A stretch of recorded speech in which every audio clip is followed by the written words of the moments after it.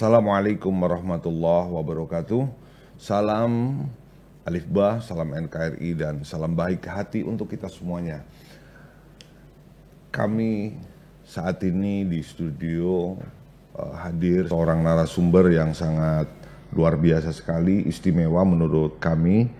Telah hadir bahwa ada dua kepala desa yang berbeda. Kepala Desa Belambangan, Kecamatan Bawang, Kabupaten Banjarnegara, dan Kepala Desa Majalengka, Kecamatan Bawang, Kabupaten Banjarnegara. Dan nanti, pada saatnya nanti mungkin ada seluruh kepala desa. Kami hanya ingin memberikan sebuah motivasi, kemudian edukasi untuk masyarakat, khususnya di Banjarnegara, Jawa Tengah, dan Indonesia ini. Karena apa? Kami angkat topi kepada seluruh kepala desa di seluruh Indonesia. Tanpa ada kepala desa, saya nggak tahu Indonesia akan seperti apa. Indonesia aman, damai, semua itu berkat adanya kepala desa di seluruh Indonesia yang berjuang sungguh-sungguh mempertahankan negara kesatuan Republik Indonesia. Maka kita sapa saja dua kepala desa yang telah hadir di studio kami, yakni Bapak Yanto dan Pak Sukisno. Assalamualaikum warahmatullahi wabarakatuh. Waalaikumsalam warahmatullahi wabarakatuh. Ya, kami ucapkan saya terima kasih telah hadir di studio kami karena mungkin dalam sebuah kesibukannya memimpin masyarakatnya. Kali ini mau hadir, sempatkan diri hadir di studio kami untuk memberikan sekedar untuk ngobrol bagaimanakah kita bangsa Indonesia ini. Ya paling tidak kita merasa nyaman ya, merasa damai karena kita selama ini sudah berapa tahun ya, ada 2 tahun setengah hampir 3 tahun kita mengalami kondisi yang pahit, yakni ada COVID-19. Masya Allah, semoga Allah segera menghilangkan ya virus COVID-19 ini, kembali normal dan kita menjadi negara yang baldatun thayyibatun warubun ghafur. Amin. Ya, kita sapa dulu kepada Pak Yanto yang nama aslinya adalah Budi Artanto AMD. Ya, selamat datang di studio kami Pak Yanto. Ya, apa kabar? Alhamdulillah baik Gus. Baik ya, maaf ya mengganggu aktivitasnya ya. Nggih mboten. Sudah berapa periode Pak Yanto untuk menjadi, baru 1 periode atau udah beberapa periode menjadi kepala desa? Nggih. Assalamualaikum warahmatullahi wabarakatuh. Waalaikumsalam. Alhamdulillah Gus, kami sudah menjabat 3 kali periode. Wow. Dan karena bursa pilkades di tempat kami itu kurang menarik. Iya. 2 kali pilkades kami hanya 1 intinya jago tunggal. Kenapa kurang menarik? Karena mungkin inilah warga tempat kami lebih suka bertani dan berdagang daripada terjun ke dunia politik ya. Karena beban di desa itu cukup berat Gus. Yang pertama kita harus melayani warga selama 24 jam. Jadi namanya di desa itu masalahnya kompleks sekali Gus. Yang jelas kami harus melayani warga kami dari yang intinya yang paling ini umpamanya ada warga ketangkep polisi. Saya harus mengambilkan STNK. Wow. Kebetulan ada pengalaman yang sangat menarik Gus. Dari waktu kami baru 2 tahun menjabat itu ada warga kami yang meninggal di Kalimantan. Periode pertama? Iya. Nah itu kami harus mengambil ke Semarang. Iya. Nah itu pada waktu itu kami belum mempunyai ambulan dan kami harus meminjam ke tempat senior kami Pak Haji Toto Hartono dan alhamdulillah dipinjami dan kami mengambil jenazah itu ke Semarang. Nah selang 1 tahun kami mengambil jenazah lagi yang meninggal di Kalimantan lagi di Surabaya. Nah, terus ada warga kami yang gila ditemukan di di Blitar. Dan kami pada waktu itu pas Lebaran kami mengambil ke sana Gus. Masya Allah. Nah itulah itu bentuk pelayanan kami kepada masyarakat kami. Mungkin berkaca dari itu masyarakat kami kurang tertarik dengan jabatan kepala desa itu. Oh Gus. Gitu ya. Jadi seperti itu ya. Bebas nggak saya nanya? Bebas Gus. Bebas ya. Oke. Kalau bebas. Monggo. Saya kan baca nih. dulu sebelum jadi kepala desa katanya sempat jadi preman ya. Bukan Benar, preman lah. apa itu? Oke, yang intinya kami memang Kenakalan remaja ya. ya iyalah. Oh, iya. Tukang berantem katanya. Katanya saya dengar dulu premannya preman tukang berantem. Gitu ya. Betul. Jadi jangan-jangan tidak ada rival untuk mencalonkan kepala desa karena takut nanti dipukuli ya. Oh, boten. Boten ya. Oke, jadi kami intinya di desa sangat demokratis dan Ya. alhamdulillah di desa kami itu sedulurannya, persaudaranya sangat kental sekali. Oh, begitu Dan ya. kami saling intinya kalau ada permasalahan kami selalu berembuk musyawarah. dan kami selalu mendahulukan soal ke Pak Kiai. Woi. Nggih, lah Jadi ada peran itu ya. Nggih, jadi peran ulama di tempat kami cukup besar sekali dan alhamdulillah dari bimbingan keluarga Gus Hayat, ada Gus Hamzah dan Gus Hakim itu sangat membantu kami. Alhamdulillah masyarakat kami sekarang berarti kami kan sudah menjabat 15 tahun. Ya. Berarti dari tahun ke-1 sampai ke-15 itu perubahan selalu ada. Dan alhamdulillah anak-anak kami yang mondok di baik di Tanho maupun di Aleba itu banyak sekali. Oke, ya. Ini nih dalam rangka untuk membangun desa nih yang tercinta tentunya. Pendekatan-pendekatan yang dilakukan apakah masih melakukan dengan pendekatan secara budaya gitu ya? Karena tradisi masyarakat Jawa khususnya kan mengedepankan akhlak ya, mendekatkan tepo seliro, mendekatkan gotong royong dan lain sebagainya. Masih ada di desa Majalengka. Alhamdulillah Gus, kalau di Majalengka kultur budaya itu masih kental sekali. Alhamdulillah. Yang jelas di desa kami masih ada namanya gebasan. Setiap tahun itu ada dua. Apa itu gebasan? Gebasan itu jadi tradisi masyarakat kami pada hari ada Senin Wage dan Senin Kliwon dan Rebo Kliwon itu bersih makam. Setelah itu ngirim doa bersama di masjid dan setelah itu mengadakan kepungan makan bersama. Wow. Karena kapan-kapan diundang ya?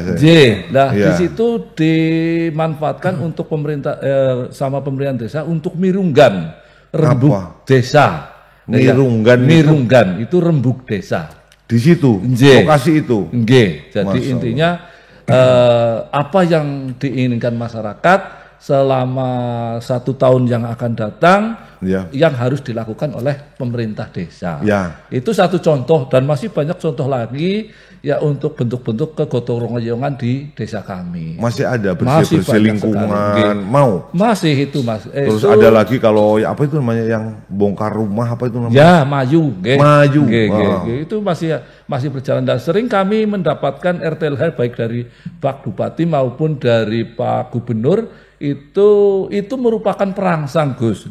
Yang intinya masyarakat kami menyambut baik dan dibarengi dengan swadaya yang berupa gotong royong itu Gus. Oh iya. Oke, terima kasih Pak Yanto. Tadi ada catatan buat kami terkait masalah budaya. Ada tadi apa namanya?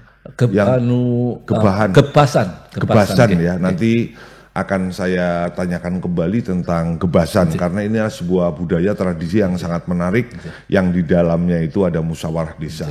Sekarang akan tanya nih kepada Pak Sukisno, Kepala Desa Belambangan. Pak Sukisno udah berapa periode nih untuk menjadi Kepala Desa? Alhamdulillah kami 2 periode. Periode pertama itu pengisi antar waktu. Oh, PAW ya? Antar waktu. Iya. Tahun. Nah ini periode keduanya yang karena mengundurkan diri kepala desanya atau mungkin berhalangan tetap. Waktu itu kepala desa terdapat Haryoto. Oh. 2-3 tahun dia meninggal dunia. Iya. Diganti dengan pengganti antar waktu kepala desanya. Anda saya waktu itu terpilih. Jadi 2,5 tahun kami menggantikan posisi almarhum. Terus kemudian ada pemilihan kepala desa. Kemarin ada pilihan lagi, saya nyalon lagi, alhamdulillah terpilih. Jadi kami. Berarti ini kepala desa baru. Kinis. Kinis. Masya Allah. Berarti masih taraf pembelajaran.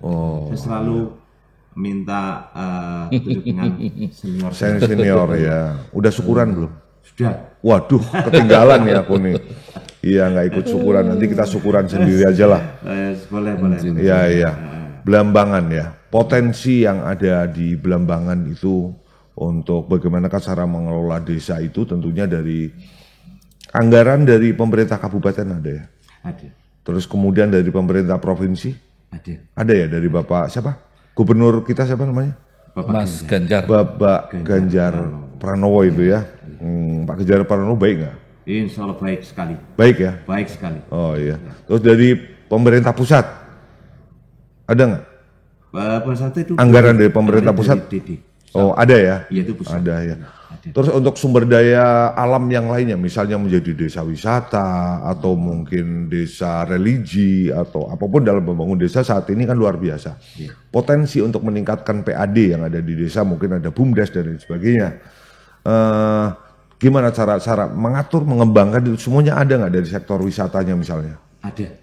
Kami dari Desa Belambangan itu memang lagi berupaya untuk meningkatkan PAD desa dari berbagai macam lini. Pertama untuk kami juga untuk PAD kami juga punya BUMDes yang bekerjasama dengan Pokdarwis dalam pengelolaan pariwisata di Desa Belambangan. Iya. Ini ada beberapa potensi balik alam. Ini kami juga punya sungai yang kita jadikan untuk kegiatan wisata tubing.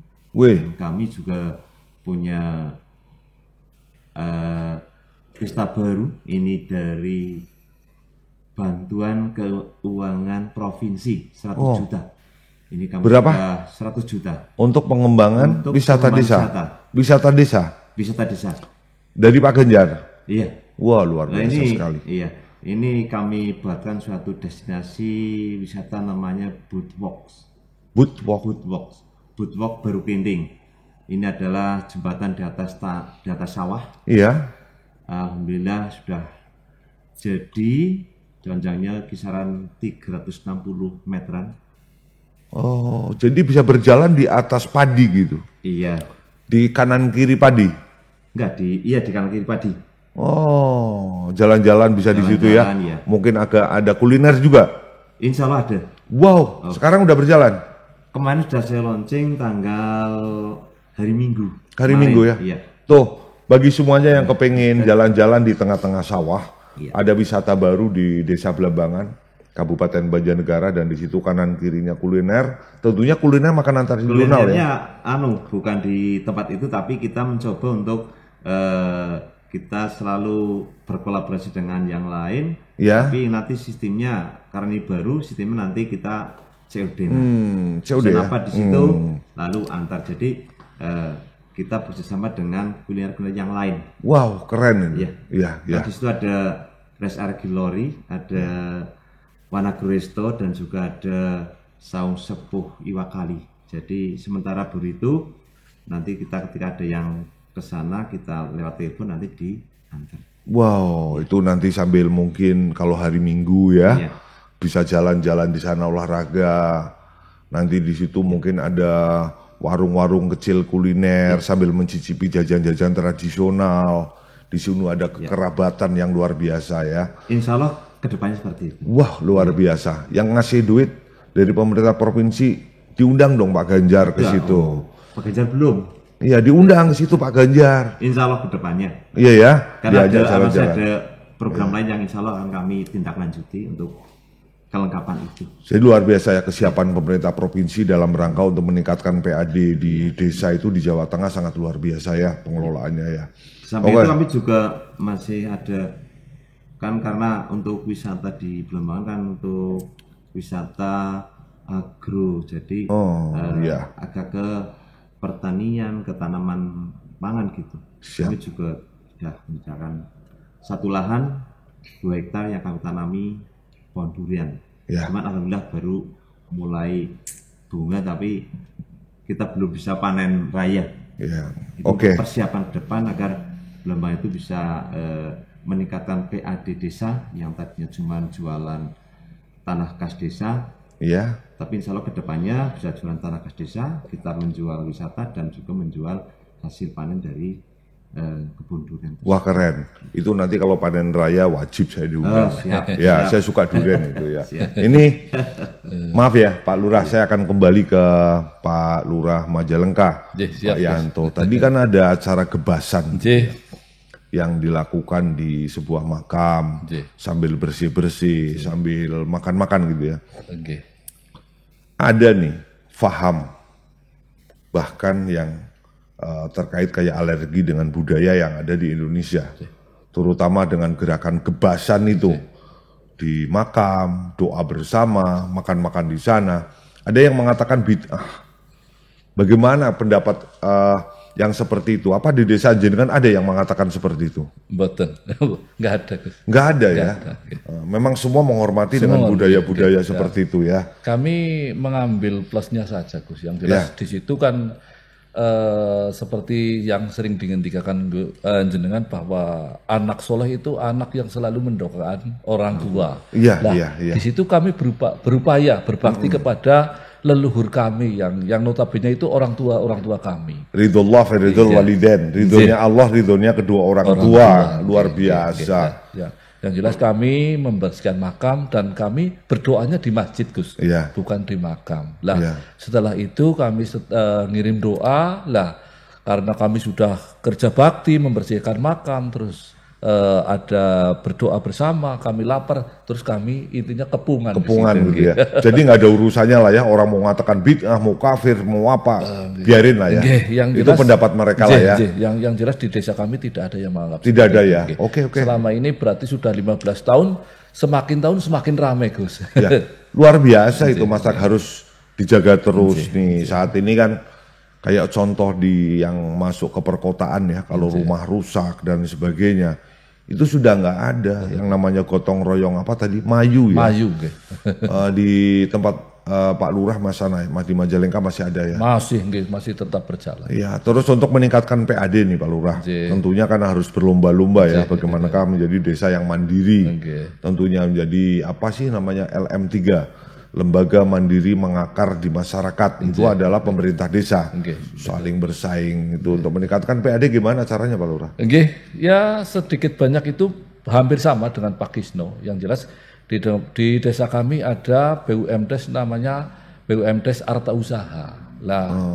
Kami diberi kelonggaran masalah anggaran yang jelas dari dana desa oleh Ibu Menteri Keuangan bahwa intinya di situ kami diwajibkan untuk memberi modal kepada BUMDes. Kami lakukan dan di situ dikembangkan oleh teman-teman BUMDes. Tentunya itu kayak di desa itu kan tidak akan lepas nih dari permasalahan perseteruan. Mungkin permasalahan rumah tangga, permasalahan antar kampung. Terus kemudian masalah ekonomi gitu ya. Bagaimana cara menyelesaikan dengan budaya yang ada di tempatnya Pak Yanto ini? Apakah harus lapor polisi atau mungkin diselesaikan dengan cara musyawarah di kampungnya atau gimana Pak? Setiap ada permasalahan kami mengutamakan pendekatan, Gus. Yang jelas kami intinya bermusyawarah dan apabila itu tidak melanggar hukum, kami akan selesaikan secara musyawarah bersama-sama dan kebetulan alhamdulillah ya ini seperti yang sudah diceritakan kami di awal bahwa semakin tahun semakin akhlak anak-anak kami semakin bagus lah, Gus. Sekarang udah semakin bagus di sana ya. Tidak seperti yang dulu lagi ya. Terus untuk mendidik anak agar tidak terpapar radikalisme, terorisme, gimana caranya itu? Kan sekarang musim anak-anak itu bermain gadget gitu ya, handphone, melihat YouTube yang apa gitu loh. Alhamdulillah sekarang sudah kembali lagi, Gus. Yang intinya pada waktu lagi pandemi sedang besar-besarnya penularan, kami memang cukup kebingungan karena TPQ tidak ada, majelis taklim tidak ada. Lah, kami memang kebingungan. Tapi alhamdulillah sekarang sudah Banjarnegara level 3 dan sekarang TPQ sudah dibuka lagi walaupun masih 50% dan anak-anak kami sudah disibukkan untuk ngaji lagi, Gus. Alhamdulillah. Vaksinnya gimana nih? Vaksin alhamdulillah. Udah berapa persen? Majalengka itu tinggal sekitar 150 orang yang belum. Yang belum? 150 orang? Ya. Mungkin karena komorbid atau karena apa ya? Jadi, bukan karena yang menantang pemerintah enggak? Mboten nonton, Gus. Enggak ada ya? Enggak ada, Gus. Wah, itu patut dipertahankan itu yang seperti itu luar biasa. Belembangan berapa persen kok sudah yang udah vaksin? 86%. Wah. Itu bukan karena menantang kebijakan, bukan ya? Karena memang komorbid ya? Ya, itu kebanyakan adalah komorbid dari umur 60 ke sana rata-rata ketika mau vaksin itu ketika di cek itu nggak bisa karena darah tinggi dan lain-lain. Kalau budaya nih, ada wayang, ada mungkin kuda lumping, ada apa semuanya yang masih bisa menjadi daya tarik untuk mempromosikan desa, masih ada nggak yang budaya-budaya seperti itu? Iya. Di tempat kami masih ada kebudayaan kuda lumping, Gus. Kuda lumping masih ada ya? Masih ada. Lah karena wayang itu kosnya terlalu tinggi, jadi memang masyarakat kami rata-rata suka itu sama wayang. Cuman karena kalau umpamanya kita mau mengadakan wayang itu kan kosnya besar sekali. Paling tidak itu 25 sampai 30 juta dan masyarakat kami sekarang sudah tidak mampu. Paling hajat-hajat desa biasanya yang itu kalau nanggap wayang. Kalau masyarakat umum paling ya orang-orang yang kelas atas lah. Kelas atas gitu ya. Ini yang sangat menarik sekali nih di desa Belambangan, desa Majalengka, kesiapan di dalam menghadapi anak-anak ya, anak-anak kita yang masih kecil-kecil ini. Untuk bermain gadget ini kan sangat luar biasa. Kita kalah loh ya. Maka dia akan menyerap berbagai macam paham, berbagai macam berita, informasi yang sangat luar biasa. Maka harapan kami kan kepala desa bisa bekerja sama dengan ibu rumah tangga ya, keluarga ya, untuk antisipasi itu semuanya. Ini tentunya dalam untuk menangkal radikalisme, ya tentunya pesan untuk masyarakat Indonesia, pesan untuk masyarakat Banjarnegara, pesan untuk masyarakat di desanya masing-masing, dengan cara apa mengantisipasi itu semuanya? Pak Kisno dulu coba. Untuk menangkal itu, kami Desa Belambangan ini untuk pengajian masih berlaku dalam artian untuk malam Jumat ada pengajian rutin yang tahlil dan lain-lain. Dan khusus untuk remaja, kami memang punya beberapa pokmas remaja dan insya Allah dalam hal pengisian ini memang dalam 1 bulan kami memang ada pokmas remaja itu ada program Mudar Rasa. Ini yang ada program itu memang dari Pokmas di Kebundugiri. Mudar Rasa itu memang kami mengundang Ustadz agak dekat dengan Mei, biar dan tokoh agama kami hadirkan di situ. Bisa terjadi satu saat kalau hujan di ruangan, tapi kalau memang musimnya lagi musim terang, ini kami di luar. Jadi pengajian itu penting buat anak-anak. Penting ya? Tiap malam Kamis ada program Mudar Rasa. Ini dihadiri oleh remaja-remaja di Alhamdulillah. Moga-moga ini untuk semua desa seperti ini ya. Untuk menghindarkan dari itu ya, paham-paham. Karena 10 tahun, 15 tahun yang lalu kita itu enak banget ya. Adanya hanya Syarikat Islam, Muhammadiyah, Nahdlatul Ulama, rasanya nyaman ya. Iya, insya Allah. Sekarang banyak paham-paham yang kemudian membuat kita harus berhati-hati di dalam mendidik anak-anak ya. Karena ada paham-paham itu namanya yang dilarang, HTI, kemudian Ikhwanul Muslimin, mungkin ada ISIS, yang teroris-teroris gitu. Nah, makanya kita harus hati-hati lah dalam bahasa. Gimana pesan untuk kepala desa Majalengka nih, untuk masyarakat nih? Matur nuwun Gus. Yang jelas kami alhamdulillah di desa kami itu setiap kadusnya itu ada TPQ. dan kegiatan TPQ itu cukup berjalan bagus. Yang jelas kami selama Ustadz dan Ustazah tidak bosan, kami tidak khawatir, Gus. Oh gitu ya? Alhamdulillah. Jadi peran serta tokoh agama penting ya? Penting sekali, Gus. Penting sekali ya. Ya. Jadi inilah kita memang apa sih ya dalam mengantisipasi ke depan ini. Kampung kita biar nyaman lah ya. Yang penting kampung kita aman. Kalau semua desa aman, Indonesia akan nyaman. Amin. Karena apa? Indonesia akan menjadi negara yang baldatun thayyibatun warabun ghafur, tentunya diawali dari pemerintahan yang terkecil, yakni adalah desa. Kita nggak usah ngurusin yang di atas lah, ribet-ribet kayak di sana. Wes udah kita pertahankan desa yang seperti ini, kita membangun desa ini dengan budaya. Insya Allah semua akan baik. Tentunya tidak mengesampingkan adalah agama ya, pendidikan agama sebagai pondasi kita di dalam kita mengembangkan potensi yang ada, sumber daya alam, sumber daya manusia yang ada di sana masing-masing. Ya ini terima kasih. Insya Allah besok kita akan undang kembali yang lebih hangat, yang lebih seru tentunya ya. Ya ini baru kulitnya, berbicara kulitnya, fenomena yang ada belum ada ini. Tapi saya terima kasih mewakili Kepala Desa se-Kabupaten Banjarnegara. Yang jelas kami bangsa Indonesia, kami sangat bergantung dari Kepala Desa, kami bergantung dari pemerintah desa. Kalau tidak ada, ya Allah, ya Rob, mau jadi apa negara kita ini? Tentunya kita harus bersama-sama dengan para tokoh agama, para ormas agama yang ada di Indonesia, yakni Muhammadiyah, Nahdlatul Ulama, dan Syarikat Islam. Ya, demikian bincang kita pada kali ini dengan dua kepala desa yang sangat istimewa dan luar biasa. Yang pertama masih kinis-kinis sebagai kepala desa paling baru yang 1 dan 3 periode. Semoga apa yang dilakukan oleh Bapak Kepala Desa ini menjadi amal ibadah untuk dua kepala desa. Amin.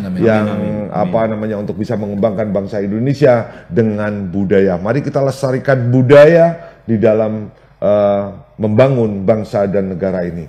Terima kasih, salam Alif Ba, salam NKRI, dan salam baik hati untuk kita semua. Assalamualaikum warahmatullahi wabarakatuh.